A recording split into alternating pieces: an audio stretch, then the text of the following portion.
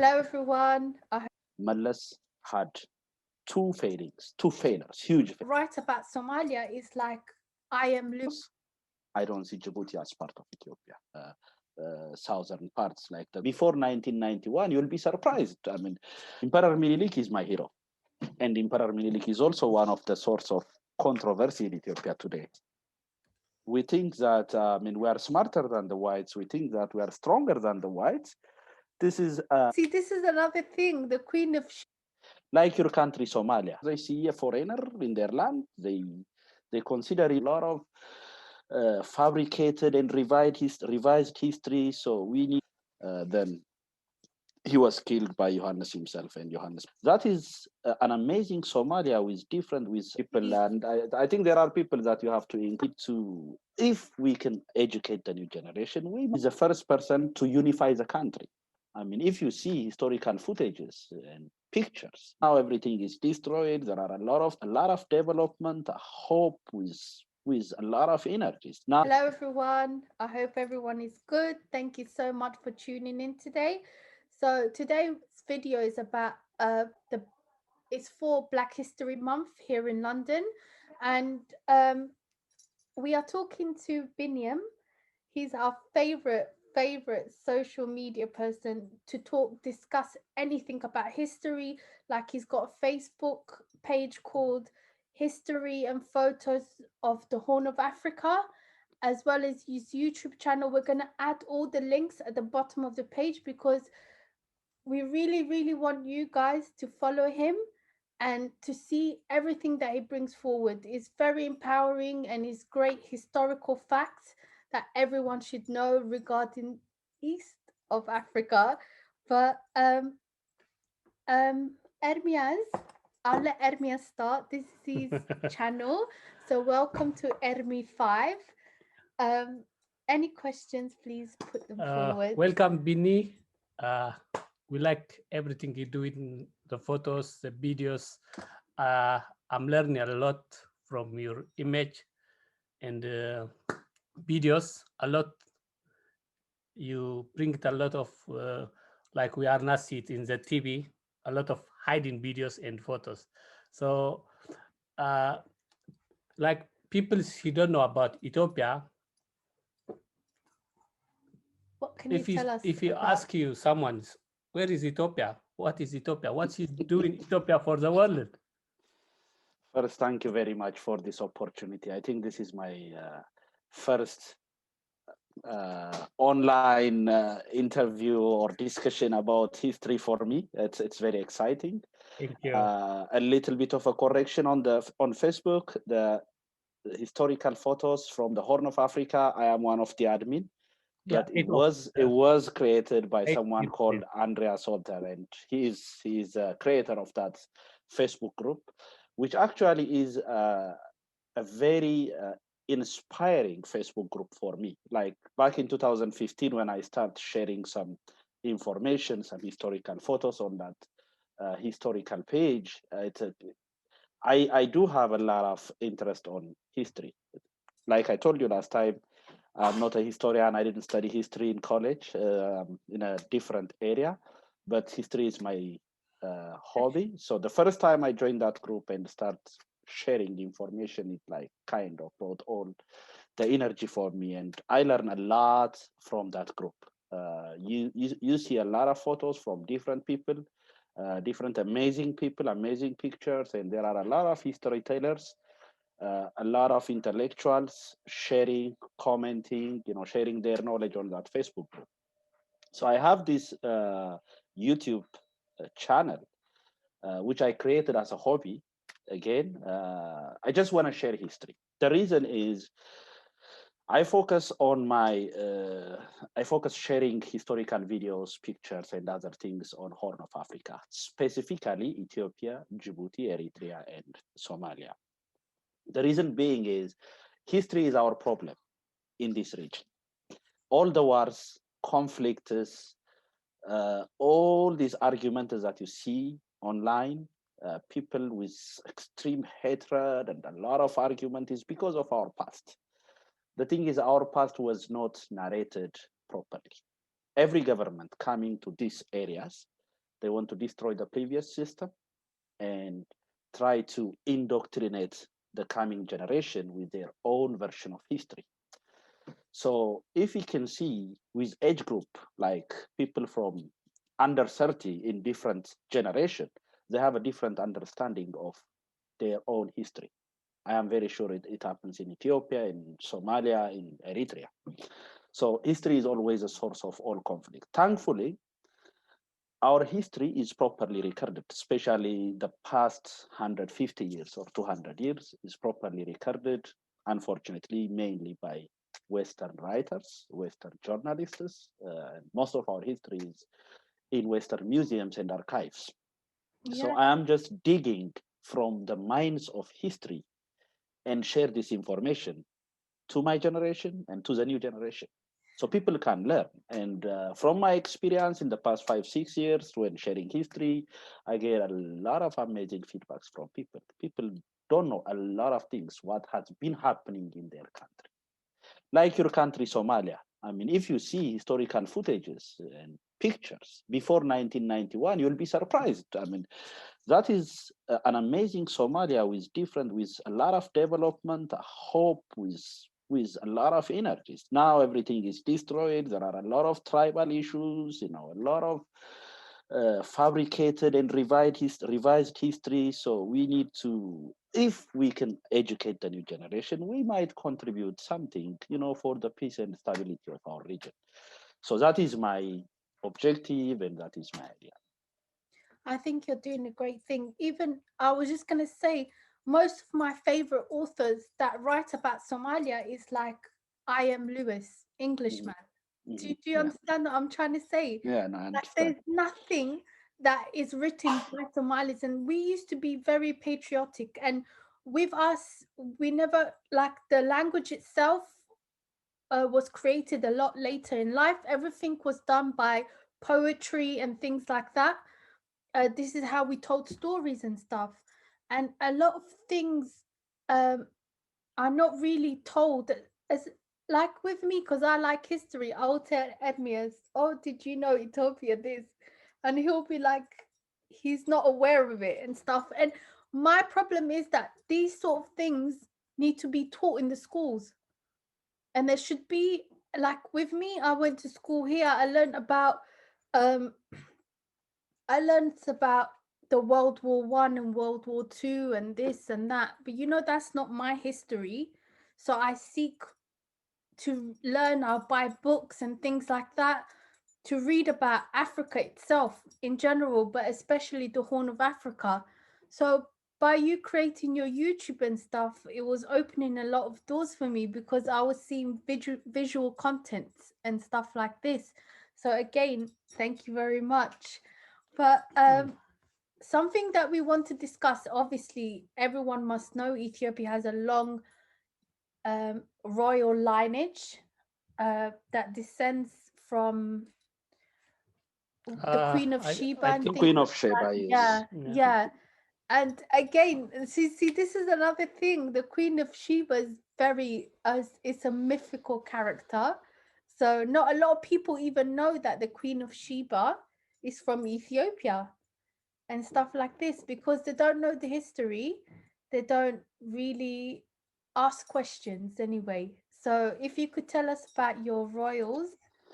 The Ethiopian royal lineage, of course, it starts from the Queen of Sheba and King Minilik I. There is a lot of claim about Queen of Sheba. I mean, a lot of people, a lot of countries, at least 3 countries are claiming Queen of Sheba are from their respective areas. Like Eritrea are saying Queen of Sheba is from Eritrea, and Yemenis. The big claim comes from Yemen, and they are claiming Queen of Sheba is Yemeni. So I don't know if you had I visited them a couple of times, and I have seen lots of shops naming Queen of Sheba restaurant, Queen of Sheba barber, Queen of Sheba this and this and this. So they think that Queen of Sheba is from. As an Ethiopian, we believe she's our queen. So several years ago, she traveled to Israel and meeting King Solomon, and it's where she conceived Emperor Minilik I. So they brought the Ark of the Covenant from Israel to Ethiopia. So that is the history. So the Ethiopian royal lineage starts from there and goes for many, many, many years. And the last emperor of Ethiopia is Emperor Haile Selassie I. Ethiopian believe the Ark of the Covenant, if you know about it, which is mentioned in Bible, which is one of the core history of the core part of Judaism religion, is in Ethiopia, in Aksum. Only one monk is guarding this Ark of the Covenant. Nobody has seen it so far. After they bring the Ark of the Covenant in Ethiopia, they try to hide it. The first thing that they try to hide it is by replicating the Ark in hundreds and keeping different similar Ark in every churches. So Ermias, if you know, those tabots that you see in the Orthodox Church are replica of the Ark of the Covenant. In the past, people want to hide it in a plain sight by replicating and duplicating the Ark.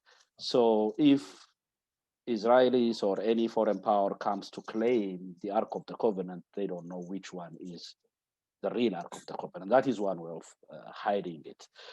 There is a long story regarding to that, so we don't have, I don't want to waste your time with that, but the Ethiopian royalty starts from there. So there are two lines of regime, the Solomonian dynasty and the Zagwe dynasty, but the longest is a Solomonian dynasty, which ends by Emperor Haile Selassie I. So recently, the royals that we know in the past, I can say 200 or something years, starting from Emperor Theodros, then comes Johannes. There was another king before Johannes called Tekle Georgis, and Johannes, then Menelik, then Zauditu, then Haile Selassie. There are two unpopular, there are two royals which many people doesn't know or doesn't mention. I don't know if you, Ermias, if you know. After Theodros, everybody think that Johannes was the king of kings of Ethiopia, but it was Tekle Georgis, Atse Tekle Georgis or Emperor Tekle Georgis. He reigned for a very short time, and he's related to King Johannes. Then he was killed by Johannes himself, and Johannes became the emperor of Ethiopia. Emperor Johannes was one of the greatest emperor in Ethiopian history. Yeah. He is, yeah. He's very beautiful man as well. Yeah, Emperor Johannes. I don't know if you visit his palace in Makale. He is the first king with a modern palace in our history and modern throne and everything. All the kings, Tekle Georgis and Theodros, they didn't have like a modern palace in Ethiopian history. They have been running around to govern the country, to build the state, a lot of things. It was not easy being an emperor of Ethiopia in general, but Johannes had his own palace, his own throne. It's a beautiful thing. He's the first emperor who created the flag that we have with the proper proportion. The green, gold, and red flag has been our flag for centuries. We have it in upstairs. Yeah, with different proportions. Sometimes green is narrow, sometimes. Let me ask you, like me, my mom is from Tigray. Okay. My father is from Amara, but like people is thinking that is that flag. You don't understand is coming from Johannes. Everyone is thinking that is Amara's flag. Yeah, I know. We do have a misconception in history. The thing, see, when you see things today, it is crazy. There are a lot of history revisionism. It's just like when Derg came to power in Ethiopia and they started these communist ideologies, they start revising history. They want to destroy everything about Emperor Haile Selassie and start telling lies and, indoctrinating people with a false information. So this is a trend. So when the TPLF comes or the Eritrean liberation comes to power, they try to revise history to their own narratives. So everybody wants to stay in power. So to stay in power, they have to revise history and tell people especially the TPLF era is one the major problem is you have to divide. They use a divide and conquer system. So if the people are fighting to each other, if the people doesn't trust to each other, then they can stay in power for a long time. So they did tell a lot of lies and a lot of wrong information. So about the Ethiopian flag, it is Emperor Johannes who started this green, gold, and red with the current proportion. I mean, this flag has been in Ethiopia for generations, for a long time, but with different color proportion. Like What's sometimes your favorite flag? Huh? Which one is your? Because you've got many flags. Ethiopia has. I mean, the Ethiopian flag is green, yellow, red. That is not quite. That is a Facebook profile. Okay. Yeah. Like Ethiopia is not colonized. Ethiopia is not colonized. And last time you tell me like Ethiopia is closed for a long time. Like she's closing from the sea. She's not. She don't have access to the Red Sea, and is that how big is Ethiopia before? That is a complicated question. Let me ask you this then. Okay, because before you were Ethiopia, you were all Abyssinia. Ethiopians doesn't call themselves Abyssinians. Abyssinia is a word which is only used by a foreign power to call Ethiopia, and no Ethiopian historian has ever called Ethiopian Abyssinia. Really? Yes. Because in history and stuff, the things that we do see, even like from the map drawings and stuff, a lot of countries that now have their own name were like say this is southern Ethiopia all the way to South Africa, this is northern Ethiopia all the way to Morocco and stuff, and they say even the sea, there was called the Ethiopian Sea. So yes. I think maybe I'm not sure. Ocean. Yeah, Ethiopic Ocean. Yeah. I'm not the sure thing is, Ethiopia is a country which has different border in the course of history. Sometimes it was as big as including Yemen and some part of India, and today it is a different area.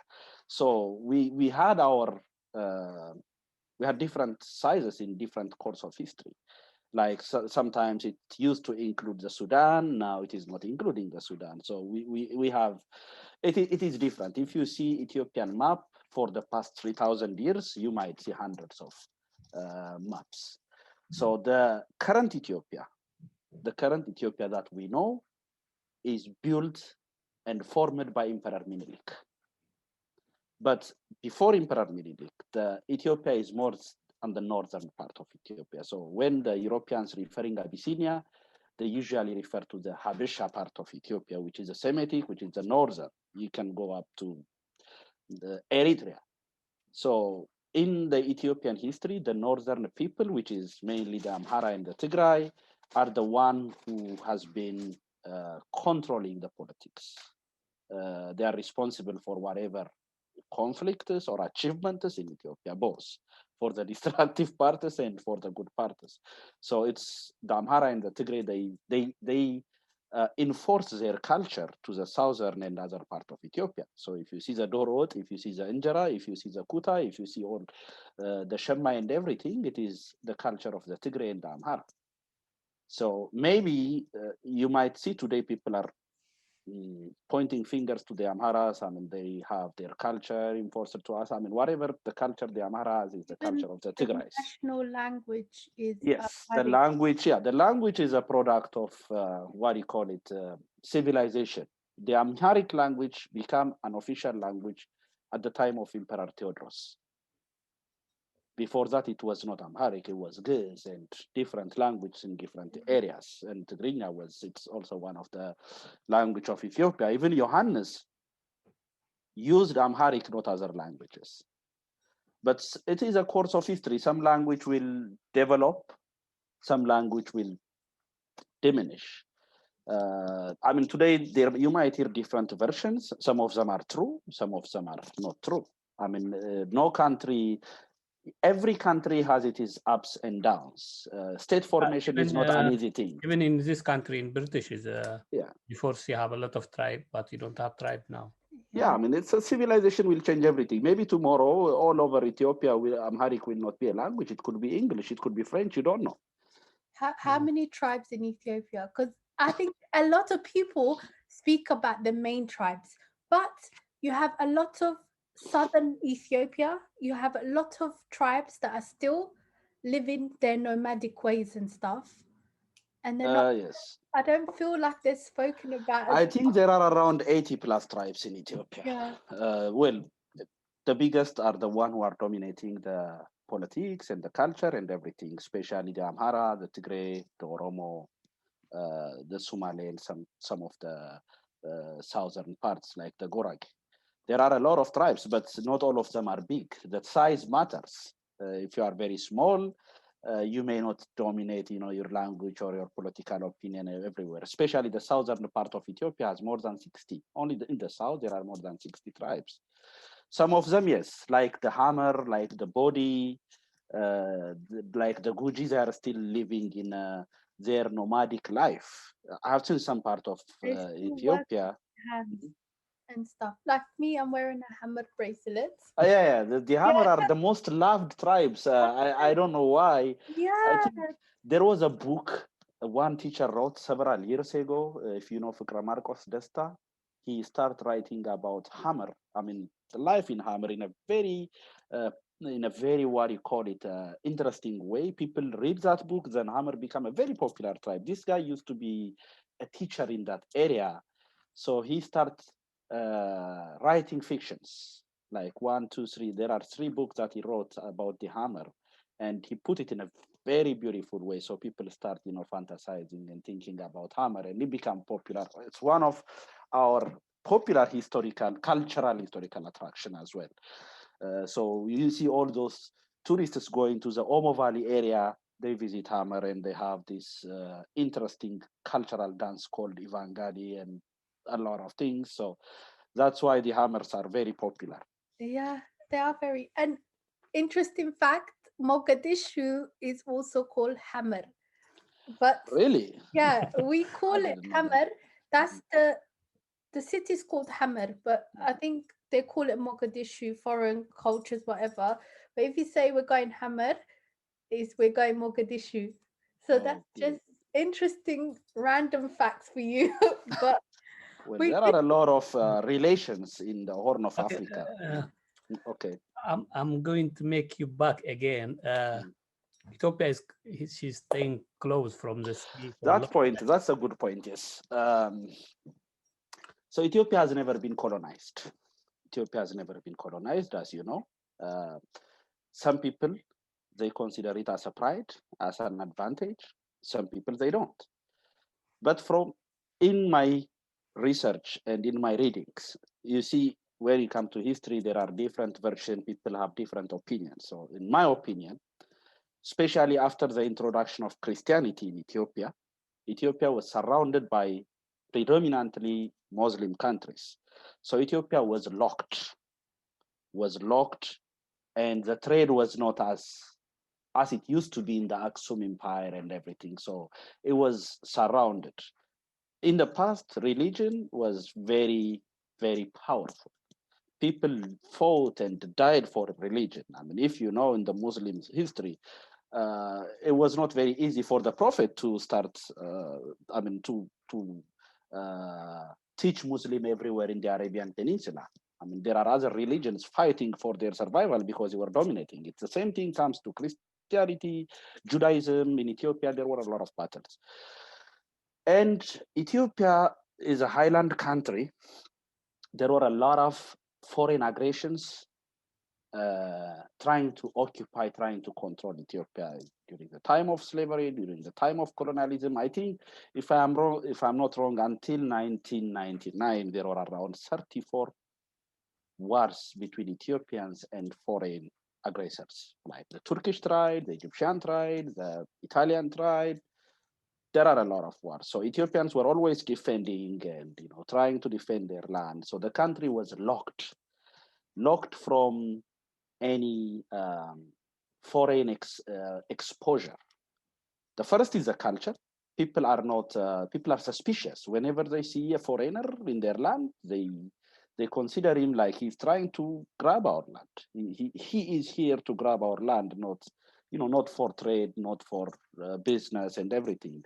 And we do have a bad experience of missionaries coming to Ethiopia with the gospel and being chief spies of the colonizing forces for the Italians, for the British. So Ethiopians, they don't trust foreigners for centuries. For centuries. If you go to Somalia, for example, they were colonized by the British, by the French, by the Italians. So somehow they are exposed for the Western civilization than Ethiopians. If you go to Eritrea, they were colonized by the British or by the Italians for years. Yeah. So Eritreans were relatively better exposed for European culture, technology, or education than the Ethiopians. So if you remember, I don't know if you remember, Eritreans were the one who controlled many businesses in Ethiopia, like many, especially when it comes to technology. Like they used to own many auto repair shops. Many businesses were all because they had a better exposure for education for the Western technology than us. So our real exposure came during the Italian occupation. So until then, Ethiopians didn't know anything about the other world. Well, I don't want to make it broad, but I want to mention two leaders, Emperor Theodros and Emperor Minilik, and Haile Selassie, the third one. Emperor Theodros understood that Ethiopia needs education, Ethiopia needs technology, Ethiopia needs the Western technology, Ethiopia needs all these things. But Theodros was very stubborn leader, and in his mind, he wanted to import a lot of things, but he wanted to start by producing arms. So he tried to make cannons in Ethiopia. He successfully made a cannon. The cannon fired at once, then explodes. Unfortunately, he was the first ambitious leader who tried to bring modern technology to Ethiopia, or who tried even to modernize the country. So he knew Ethiopia is locked. He knew the Western had a lot of knowledge. He knew the church was a bigger problem for the development of the country. He tried to cut the power of the church, because the church is indeed was a problem of development of the country. So he did a lot of things. He tried to reform the country. Then Minilik understood the ambition of Theodros. By the way, I don't know if you know, Minilik was a prisoner of Theodros when he was 8 years old. So he saw Theodros, he saw the ambition of Theodros. In my opinion, he learned his mistakes and he learned his ambitions. So Emperor Minilik tried to open Ethiopia to the whole world. The first thing he did is he sent delegates to Europe, to UK, to see how the world looks like. So Ras McConnell went to UK using different delegates during the coronation of King George. There are interesting pictures which I can send you about that specific event. You will be surprised that an Ethiopian delegation in the United Kingdom in 1904 or something, I'm not sure about the time, they visited the UK during the coronation of King George, and they see what's going on in the rest of the world outside of Ethiopia. They came and told Minilik. So Minilik starts modernizing the country, starting from that. He brought what he called it, the train, he started telephone, he brought modern water system, he brought electricity, he started school, he started hospitals. But it was not easy. Since the country was locked for many generations, people don't trust Europeans and European technology. When Minilik rode the first car, the priests and the bishops begged him not to ride the horse of the devil. Yeah, that's what they call it. They begged him, but he was smart. Sometimes he forces them, sometimes he convinces them. So he was the first driver. He rode the first car. So bringing a car, an automobile to Ethiopia was not an easy task. Even the train was not easy. The telephone was it's completely unacceptable for many Ethiopians. They thought that they were talking to the devil himself through a wire. Oh, wow. So yeah, it was a backward country, and it was very difficult. So Minilik had to convince the clergy to bring any kind of technology to the country. It was a huge challenge. The education was a challenge. The hotel was a challenge. When they started the first hotel in Ethiopia, the Empress Hotel, nobody wanted to pay for a food. That was a shame. So what the emperor did is he called all his officials. He invited them, like a lunch or a dinner, and he paid for it. And the next day, he said, "Now it is your turn. You have to invite me, and they have to pay for it." He's a king, so this is how he tried to get people, live with that kind of situation. So it was not easy in Ethiopia, but after the Italian occupation, a lot of things has changed. A lot of Ethiopian development came after the Italian occupation.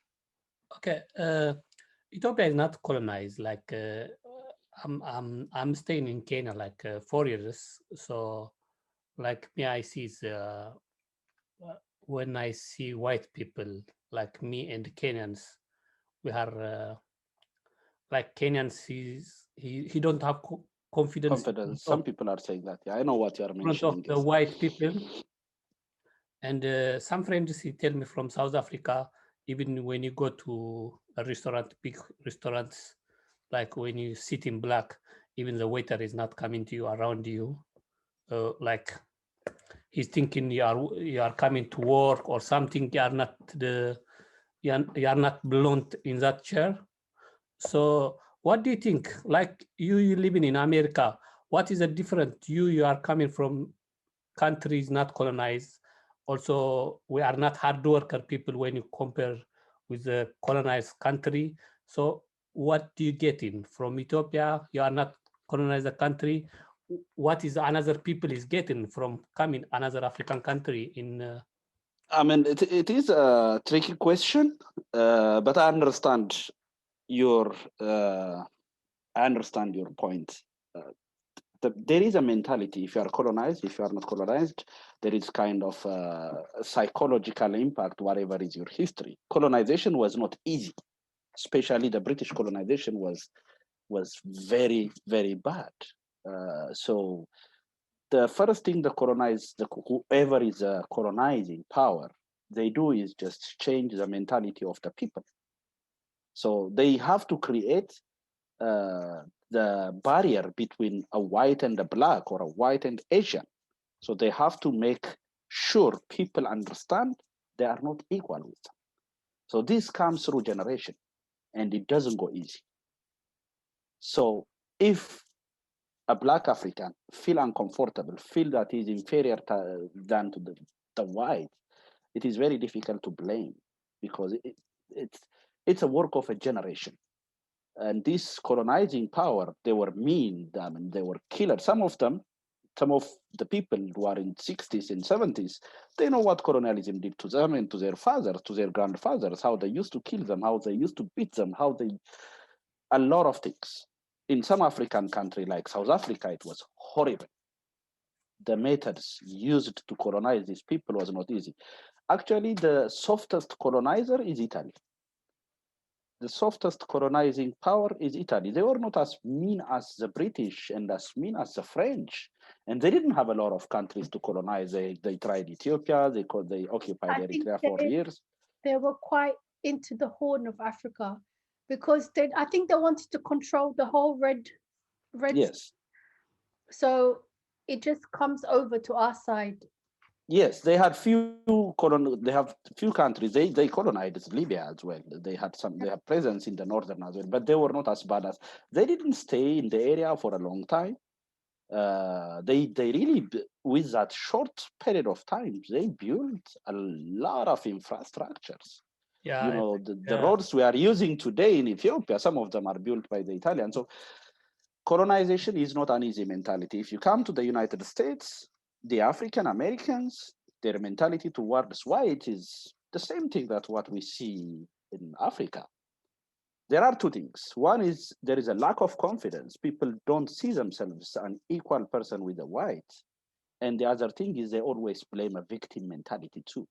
I mean, whatever happened in your grandfather and father, that's another thing. Then sometimes they use that history as an excuse. If you see the Black Lives Matter movement, some of them they went very far and destruction and a lot of things. So sometimes they even use a victim mentality. Whatever white people did, they think that it has a very evil intention. I mean, it is not. We are living in a different area, but it does contribute for the psychological makeup of a society. So as an Ethiopian, you don't see yourself as inferior with a white man because we have defeated them twice. And there is a misconception that Ethiopian can defeat any whites, well, which is not true as well. There is an overconfidence. We think that, we are smarter than the whites. We think that we are stronger than the whites. This is this is also a wrong psychological makeup that we develop because of the victory of Adwa and the recent Ethiopian-Italian conflict. That's what I want to talk about. No politics, but Yeah. Okay, so please paint a picture for all the people that don't know about the Battle of Adwa. Tell them the story about the first Battle of Adwa. I'm not sure what the second war was called, but it's Italian conflict. That is a conflict. Yeah, that is an occupation. Yeah. So the Battle of Adwa is one of the biggest battle between an African native and a white colonizing power. But the Battle of Adwa has a lot of meanings for everyone in the colonized world. It happens in March 1896. The reason for the Battle of Adwa was a translation mistake deliberately done by Italian, which is called a Wucalewul. So the Italians tried to colonize Ethiopia. They started in Eritrea. At some point, Emperor Minilik was strong. They had to make an agreement about how about border issue and other issues, and Italians deliberately put an article in Italian that the Ethiopian government needs the blessing of the Italians to do whatever. But in the Amharic translation, it was a different translation. And Minilik didn't know they signed the agreement. But later they found out, they asked the Italians to correct it, and they did not. So one thing led to another. So Battle of Adwa happened in March 1896. That is the first battle. A Black African country defeated a white colonizing power. The battle itself was not like a modern European army trying to invade a backward African army. Minilik knew this battle will happen one way or another. So he was prepared. Ethiopia was armed in a modern armament at that time. The French used to help Ethiopia. So if you see the Ethiopian cannons, the Ethiopian rifles at that time, they were imported from France. They were just getting prepared for this battle. Well, there is also a geographical advantage. We know the geography, we know everything. So the Italians thought they were going to face a very backward tribal African army, but what they faced was a modern Black army. Well-equipped army. Well equipped. The Ethiopian army at that time had a better equipment and armament than the Italians of the time. On the second Italian war, that's a different history. But on the first one, the Ethiopian had a better equipment even than the Italian. So the Ethiopian army were disciplined, well armed, well equipped, and that is what they face, the Italians. So there is an equivalence when you see in terms of the armament technology of the time.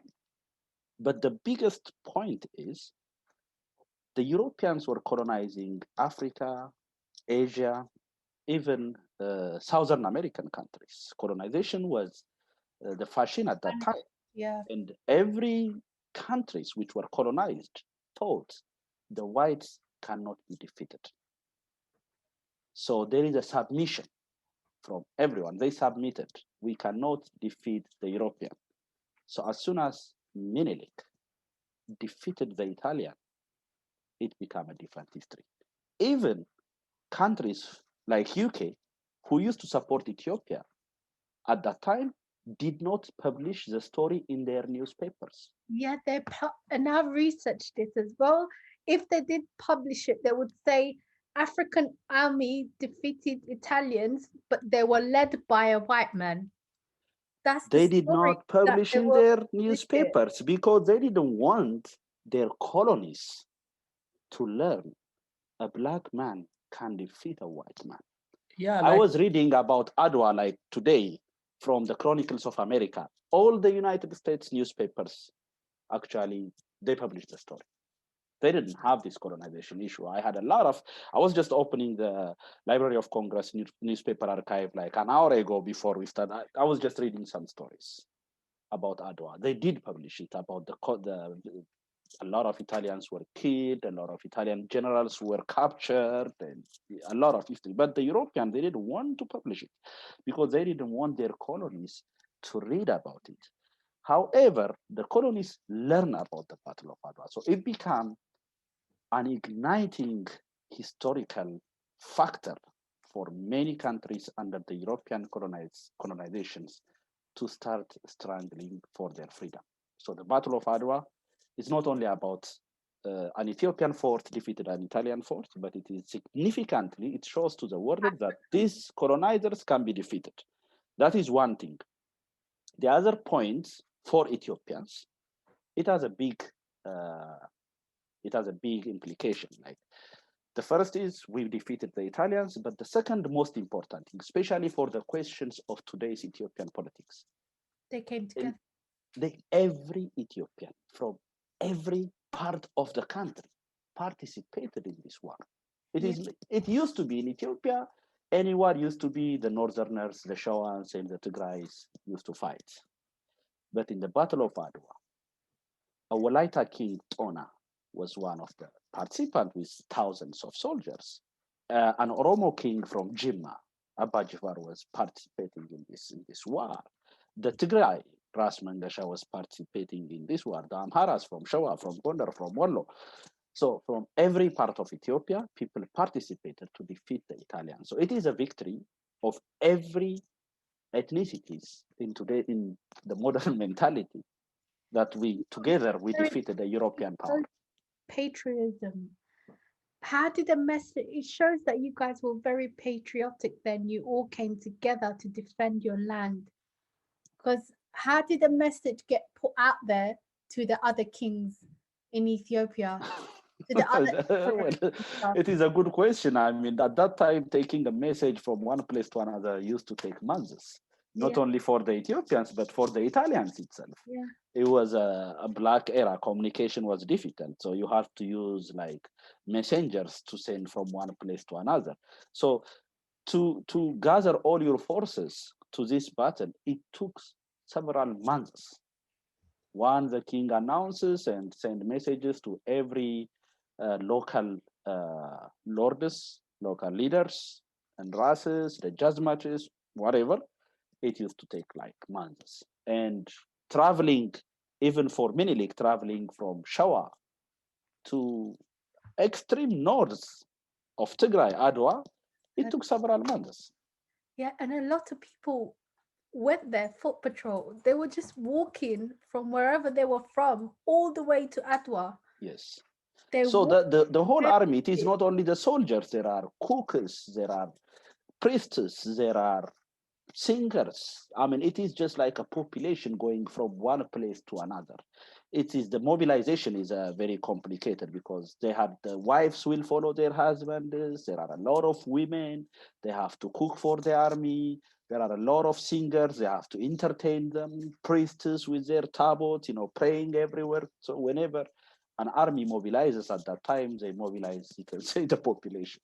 So all these people will travel together. But in the battlefield, of course, the men will fight. Yeah. Okay, we're going to Djibouti. Djibouti? Is that part of Ethiopia before By the way, we always have this argument. Me being Somali, in the and Somali I communities? always say to them that was French Somaliland because that's what the books show me. This is what history shows me. But I mean, now I get your point. This is a very, I understand this point. Do you know that Djibouti used to be called territory of Afar and Issas too? No. Yeah, they used to be called the territory of Afar and Issa. So the Somalis claiming Djibouti because there are some part of Djibouti, there are French and some part is Afar. It's a mix of Afar and Somali. They were nomads, aren't they? Of course, the whole of North Africa, you can say, are nomads. I mean, many part of Somali, some part of the eastern part of Ethiopia and Djibouti, and some part of Eritrea, they were nomads. Afar and Somalis, most of them, they used to be nomads. Yeah, they walked cattle and they. In my research, Djibouti was not part of Ethiopia or was not part of Somali, at least in recent history, in the past 100 plus years. When you go back, it's a different situation. Some part of the whole Somalia used to be part of Ethiopia. The whole Yemen used to be part of Ethiopia. So there are situations when the Ethiopian border, the Sudanese border, getting larger and smaller. So at least in the past, like starting from the time of Emperor Theodorus, I don't see Djibouti as part of Ethiopia in any part of history. However, there is something that people are saying Emperor Minilik sold Djibouti for 99 years for the French. This is wrong information. People are thinking about Djibouti, but this is about the train line. So Minilik agreed with a French company to have a train line from Djibouti to Gondar. That was the original plan. But they couldn't make it to Gondar. The last destination was Dredwa in Minilik, but Emperor Haile Selassie in 1927 finished it to Addis Ababa. But before that, it was up to Dredwa. So the French company who built the train line signed a lease agreement to own the train line for 99 years. So the 99 years theory that you heard every time is about the train line, not the Djibouti. So that 99 years ended up during the time of Derg. So the Ethiopian government and the Djibouti government, they have agreed 25% now is owned by the Djibouti government and 75% is owned by the Ethiopian government. So that's why we call it the Ethiopian-Djibouti train line. So it is the Djibouti train line, but not Djibouti. However, many scholars can give a feedback about that, but in recent history, starting from Theodorus, I don't see Djibouti as part of Ethiopia. But when we talk about borders, there are a lot of issues. I mean, I don't see as part of Somalia as well. There is no history that Djibouti was part of Somalia in recent years.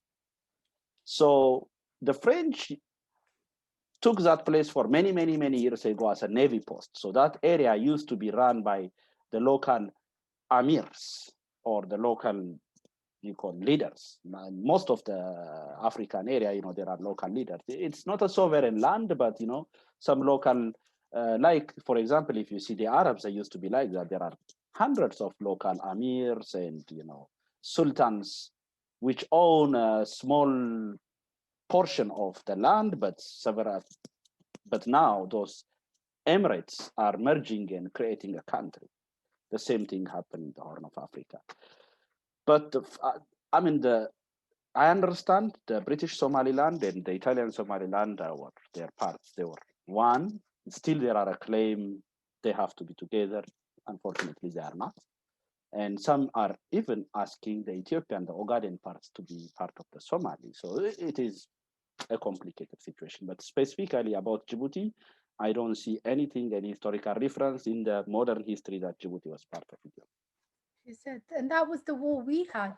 Okay. But in Djibouti, just to refer, in Djibouti, you see like before, like 50 years ago, on their currency, you see Amharic letters. Like in their bird, you can see 5 franc, 10 franc in Amharic. I can send you some, you can even Google all the Djibouti currencies that you can see. Inside Djibouti, lots of billboards and advertisement. It is in French and in Amharic.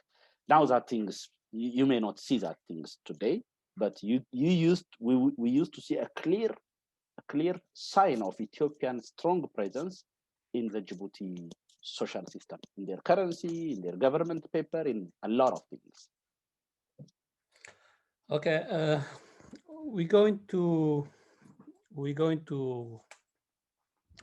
like Ethiopia. She's training Mandela. Also, she's training a lot of different Africans. So, like like me, when I see Mandela is, I think so. South Africa is. I'm thinking still is colonized by my eyes. Like Mandela is his. The world he make it hero, but he's staying 25 years. I don't know the numbers exactly. 37 years in jail. Yeah. Yeah, he spent a lot of time, but he's make it out. The black is still is poor. The white is still is very rich. You can see it from one road. This side is poor. This side is rich people. And do you think Mandela is doing good? Do you think is that your hero, Mandela? He is a hero. I mean, he is a hero for Africa. Don't forget that the rest of Africa is under colonization, and South Africa is apartheid. That is the worst form of colonization. I mean, apartheid is bad. It is worse than colonization. So every country needed a hero to break that bond. Every country needs somebody as their icon, as their leader, to fight and to liberate themselves. So you can go to South Africa, you see Mandela. You can go to Zimbabwe, you see Mugabe and all the others. You come to Kenya, you can see Kenyatta and all those people. They needed those leaders. And Emperor Haile Selassie understand how bad colonialism was, and supported many African countries in military aid, in harboring them a lot. Like today, for example, we see South and North Sudan. The first leader who started the struggle in the South Sudan is Emperor Haile Selassie. They started the struggle, they give them agenda, they give them arms, money, and they harbor them. Then Mengistu continues, then Meles continues, all the leaders continue supporting them, and they are now a country with freedom. I mean, they used to be, treated very badly during the time. Yeah, I see. Just to answer your question, in Mandela, yes, Mandela was an icon for the freedom of South Africa. I mean, Mandela had to be there. He fought, and even when he was in jail, his name has some meanings for South Africans. Like it is like having a Martin Luther King in the African Americans. So you need an icon, you need a leader, and Mandela was an amazing person. He was one of my heroes. I really have a huge admiration for Mandela. Me too. I think he was very patriotic. So he did this all for his land and his people. Yeah. Okay. I think so. We ask you a lot, and we're going to finish soon. Just yes. I give you name, and you're going to tell me when you're thinking about that person is okay. What you're thinking. You just give me 1 minute. Okay. Everyone. We starting in. What do you think when you're thinking is? I give you all is the name Johannes.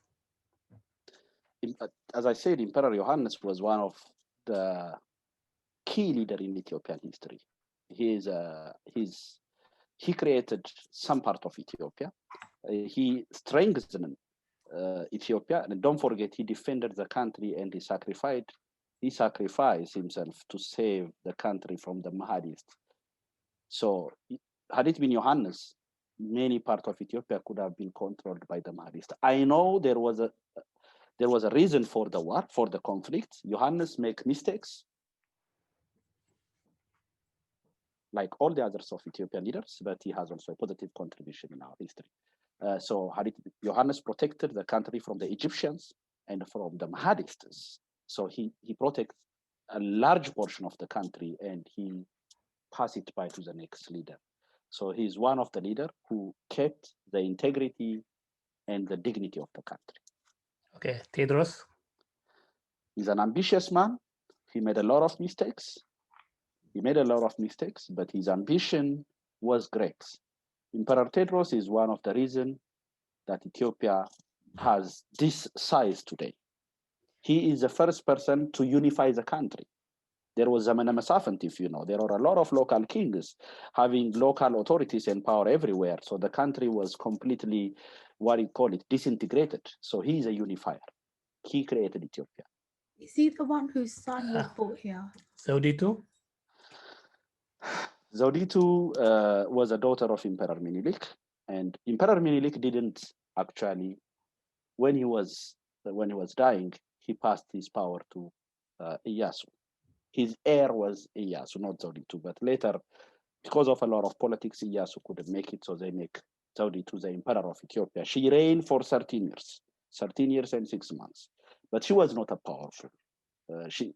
Emperor Haile Selassie, at that time, Rastafari Makonnen was the heir apparent. He's the one who was running the business. But at least she was the first African queen to lead a country. There was no women leader before that as a sovereign.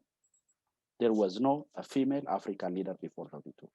So she played her role in history, but she was not the strongest leader in Ethiopia. Okay, Mengistu? That is a complication. Mengistu Haile Mariam was one of the ruthless dictators in our history. Today's problem, source is Mengistu. Many people are claiming he was very ruthless. He was very cruel, but he had played a positive things in the country as well. His contribution towards education was amazing. He eradicated illiteracy from Ethiopia. However, his ideology of communism destroyed the country. So he is the source of the problem for the past 50 years. He has a positive side, he has a negative side, just like any other leader. Okay, Minilik? Emperor Minilik is my hero. And Emperor Minilik is also one of the source of controversy in Ethiopia today, as you know. Today's Ethiopia is a product of Minilik. All the borders that we see is because of Minilik. He occupied all these territories. But one thing many people miss about Minilik, today we are talking about federalism in Ethiopia. Federalism in a true form is administering yourself, self-administration. The first person who started federalism, a true federalism, was Emperor Minilik. Emperor Minilik may occupy some area, but he give you back to administer it. Like he controlled Walaita, he gave it back to Tona. He controlled Jimma, he gave it back to Abajifar. Kafa, Tigray. So this is real federalism. He is a sovereign, he is the ruler of the country, but he believes in self-administration of every territory. And he's also a modernizer of Ethiopia. So many things are started by Minilik. Many things in Ethiopia.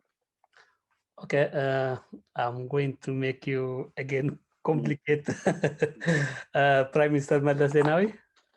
He is a controversial leader as well. That is no question. In my opinion, Meles had two failures, huge failures. One is he made the country landlocked. The second is he made ethnic federalism in Ethiopia, which is a result of war and conflict and misery of the country today. He was an outstanding leader. He is the father of a modern economy in Ethiopia.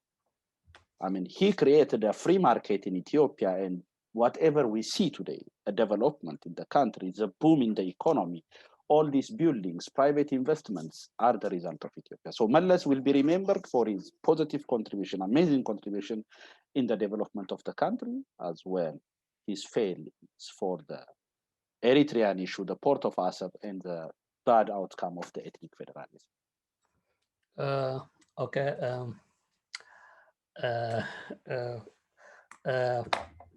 Haile Selassie. Haile Selassie was a modern king. He made the country great. Ethiopia at the time of Emperor Haile Selassie is much better today. when you compare it with the quality of life and the development and technology and a lot of things. Unfortunately, he was greedy. He could have handed power early to his son to avoid all these complications. And communism and all those riots at that time made him lose the power, and we pay the price dearly and heavily. But Haile Selassie was the father of modern Ethiopia. Next to Menelik, he was the father of modern Ethiopia. Ethiopia before Haile Selassie was a dusty village, the whole country. But Haile Selassie built major infrastructure and system in the country. You see Ethiopian Airlines, you see the telecommunication, you see all the big things. They were started by the Haile Selassie. Airline in Africa. So he was the father of modern Ethiopia, but he has his own failings as well. Okay, Bini, thank you so much. You make us and we didn't even we give us a chance. Give us a chance, the first chance for us. So yeah. Thank you so much. Thank you very much. I mean, I enjoy the time. I really appreciate it. Thank you, guys. Thank you so much, and keep doing what you're doing. We're going to post the links to your social medias below as well. But thank you. Please carry on. I love waking up and seeing your videos. I appreciate that. Thank you. I will keep doing it. So you know the purpose, so I will keep doing it. Do. There's a lot more people who need to know about everything you post and stuff, and learn some Black history, African history, because that's what we lack of. If it wasn't stolen by the Europeans, it was destroyed. So this is things that we I think we should have like these discussions once in a while, so we can discuss about a lot of people. We can include some interesting people, and I think there are people that you have to include. I will let you know as well. Yes, I think we need to have another talk about Pan-Africa. We need to have another talk about all the countries like colonization. Yeah, pre-colonization of Africa. We need to discuss what Africa was like before the Europeans got in there and invaded and things like this. But definitely we'll arrange something soon for another video. We have a lot of more questions. Okay, thank you very much, guys. Have a good night. I think it is night over there. And let's keep in touch. Yes, thank please. you for your time. Okay. Take care. Bye-bye. Ciao. Bye.